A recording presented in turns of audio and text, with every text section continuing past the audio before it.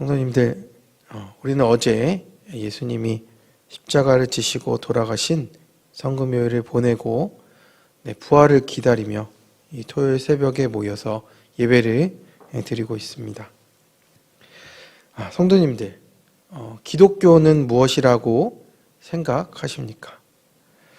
기독교는 나라는 존재가 성경 공부를 해서 지식을 쌓고, 나라는 존재가 예배를 드리며, 나라는 존재가 기독교라는 종교로 옷을 입는 것을 이야기하는 것은 아닙니다. 기독교는 예수 그리스도를 빼면 아무것도 아닙니다.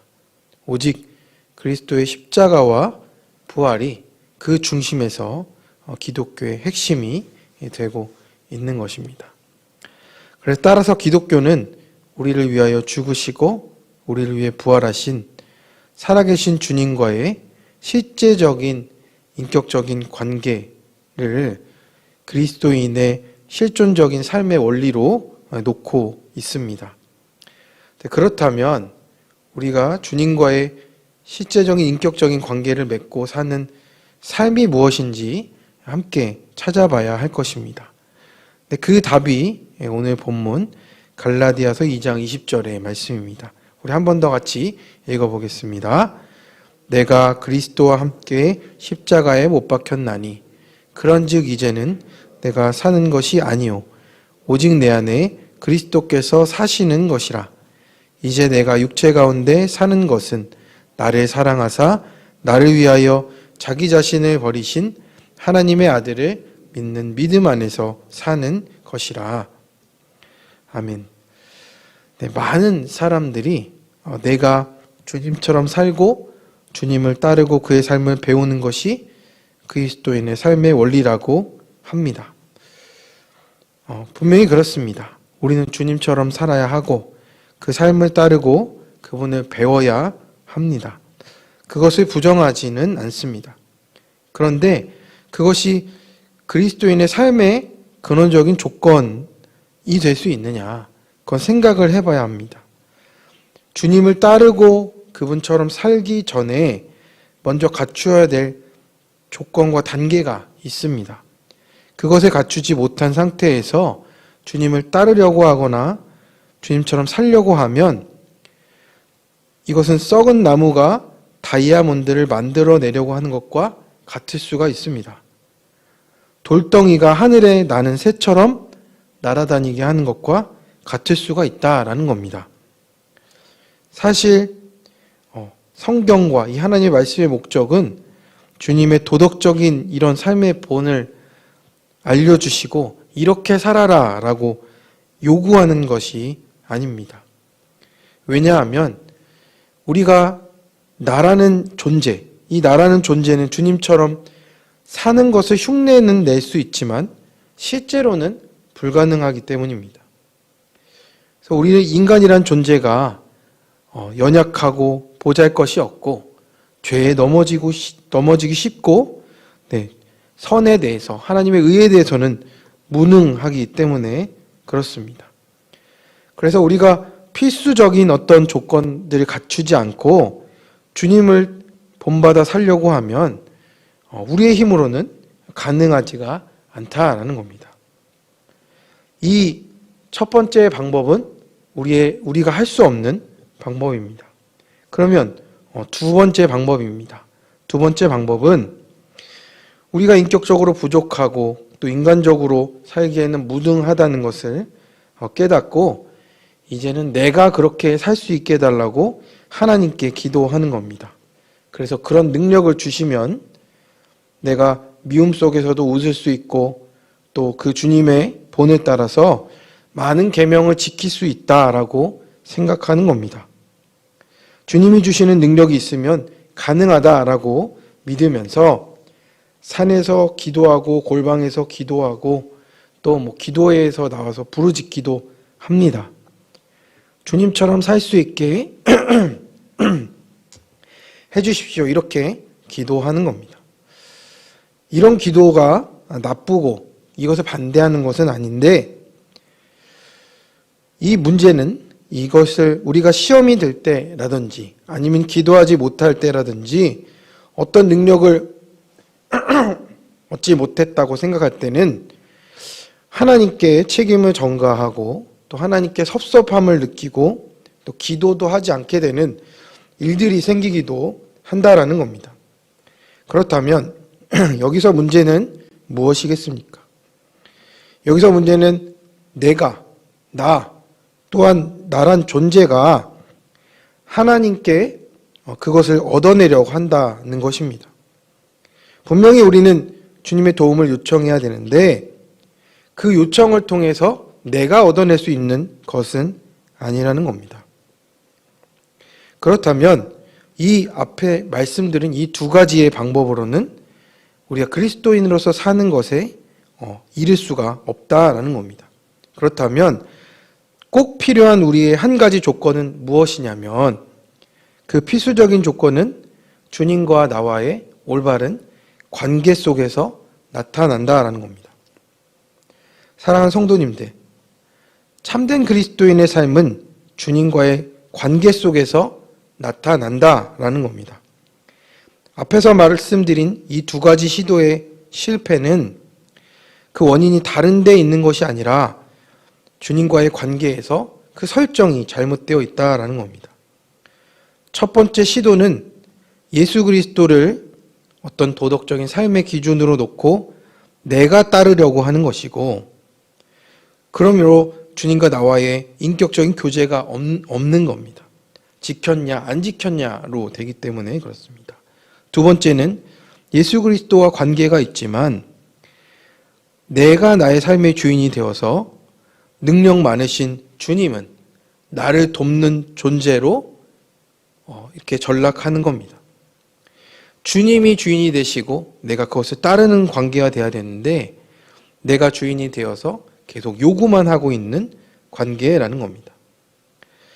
그러나 말씀에서 말하고 있는, 또 복음에서 말하고 있는 주님과의 참된 관계는 결국에는 우리 주님께서 나의 주인이 되시는 관계 속에 있다라는 겁니다. 내 삶에서 주님이 주인이 되시고 나는 그 종이 되어서 그 관계 속에 있을 때 우리의 모든 삶 가운데 이 복음의 능력들이 나타나게 된다라는 겁니다. 그래서 그 실존적인 삶의 방법으로 말씀하고 있는 것이 오늘 갈라디아서 2장 20절의 말씀입니다. 네, 성도님들, 주님만이 주인 되시는 관계라는 것은 나라는 존재가 이미 그리스도와 함께 십자가에 못 박혀 죽었고 이제는 내가 사는 것이 아니라 오직 내 안에 그리스도께서 사시는 관계를 말합니다. 이것을 좀 신학적인 표현으로 하면 그리스도와의 연합이라고 얘기하는 겁니다. 다른 표현으로는 성령 충만이라고도 할 수 있습니다. 그래서 이렇게 영적인 연합이 그리스도인의 삶의 핵심이 된다라는 겁니다. 이 연합의 관계는 오직 삼위일체 하나님의 역사이시고 또 성령으로 인한 것이기 때문에 믿음이 없이는 누릴 수가 없다라는 겁니다. 오직 하나님께서 우리에게 믿음을 주시고 또 우리의 자유의지 가운데 그 주님께서 주신 믿음을 또 따라갈 때 이루어지는 새 언약 속에서의 관계가 바로 오늘 말씀드린 이런 영적 연합의 삶이라는 것입니다. 그래서 그 관계 안에 들어가면 예수님께서 친히 내 안에 사시는 관계 안으로 들어간다라는 겁니다. 그래서 내 인생의 주인으로 정말 실제적으로 그렇게 우리의 삶을 대신 살아가실 때 우리가 진실로 주님을 알고 따르며 닮게 될 수 있다라는 겁니다. 이것이 그리스도인의 삶의 거듭난 삶의 실존적인 삶의 방법이라는 것입니다. 그래서 그리스도께서 친히 내 안에 사시는 이런 영적 연합의 관계의 맺음이 없이는 어떻게 보면 우리는 계속 그리스도인이라는 것을 흉내내고 모방하고 살아가는 수준으로 살아간다라는 겁니다. 그래서 오직 내 안에 그리스도께서 사시는 것이라는 것은 무엇을 뜻하느냐? 그것은 내가 이루어야 될 목표, 이것이 아니고 우리에게 무엇을 하라라는 어떤 그런 명제가 아닙니다. 참으로 성령으로 거듭난 그리스도인은 이미 그의 안에 이루어져 있는 것을 이제 꺼내는 것입니다. 즉 주님께서 내 안에 살고 계시다는 진리가 이미 내 안에 이루어져 있음을 누리면서 그 안에서 나타나는 것이라고 말씀드릴 수가 있는 겁니다. 사랑하는 성도님들, 우리 예수님께서는 십자가 위에서 이미 날 대신해서 죽으셨습니다. 참으로 은혜가 넘칩니다. 어제도 그 은혜를 우리가 다시 한번 생각해보고 경험하지 않았습니까? 중요한 것은 거기서 끝이 아니라는 겁니다. 예수님의 죽으심은 보배로운 죽음입니다. 그 죽음에서 부활하심으로 이제 예수님은 성령을 통해서 내 안에 살아 계시는 겁니다. 여기까지 가는 것이 복음의 완성입니다. 내 죄를 씻어주셨다 해서 끝나는 것이 아니라 복음의 완성은 예수께서 내 안에 사심으로 말미암아 완성되어진다라는 겁니다. 이제는 주님께서 내 속에서 나를 대신하여 살기를 원합니다. 그러므로 내가 주님께 나의 삶을 맡기고 나의 주인과 왕이 되시도록 내어드린다면 부활하신 우리 주님께서 오늘도 내 안에 역사하시고 인도하신다라는 겁니다. 그런데 여전히 내가 나로 살아감으로 예수님과의 연합을 누리지 못하고 육적인 그리스도인으로 살 수도 있다라는 겁니다. 이 부분을 다시 확인하면 주님이 나를 위해서 죽으심을 믿고 받아들임으로 용서를 누리고 그리고 그 다음 단계로는 주님께서 나와 함께 죽고 내 안에 살고 계신다는 진리 가운데 나의 삶을 내어드리면 그것이 우리가 복음으로 온전히 살아가는 삶이라는 것입니다. 그렇다면 이러한 승리의 그리스도인의 삶을 사는데 가장 큰 방해 요소는 무엇입니까? 바로 나라는 자아입니다. 옛 자아라고 성경에서 말하기도 합니다. 그런데 성도님들, 이 싸움에서 사실 우리는 이미 옛 자아와의 싸움에서 승리를 했습니다. 그것이 어떻게 가능합니까? 로마서 6장에서 우리에 대해서 이것을 잘 설명해 주고 있습니다. 한번 로마서 6장 3절 4절을 같이 읽어보겠습니다. 무릇 그리스도 예수와 합하여 세례를 받은 우리는 그의 죽으심과 합하여 세례를 받은 줄을 알지 못하느냐. 그러므로 우리가 그의 죽으심과 합하여 세례를 받음으로 그와 함께 장사되었나니 이는 아버지의 영광으로 말미암아 그리스도를 죽은 자 가운데서 살리신과 같이 우리로 또한 새 생명 가운데서 행하게 하려 함이라. 아멘.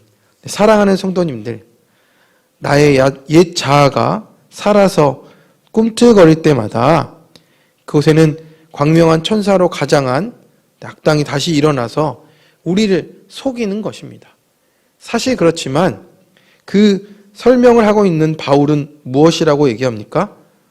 죽었다라고 얘기하는 겁니다. 우리는 옛 자아가 내 안에서 꿈틀대는 것 같지만 사실 그 옛 자아는 십자가에서 죽었다라는 것을 우리는 믿는다라는 겁니다. 다만 우리가 그것을 속을 뿐이고 그것이 우리를 지배하도록 놔두기 때문에 그렇다라는 겁니다. 이제는 그 싸움이 우리 안에서 매일매일 일어난다는 것을 우리가 볼 수 있습니다.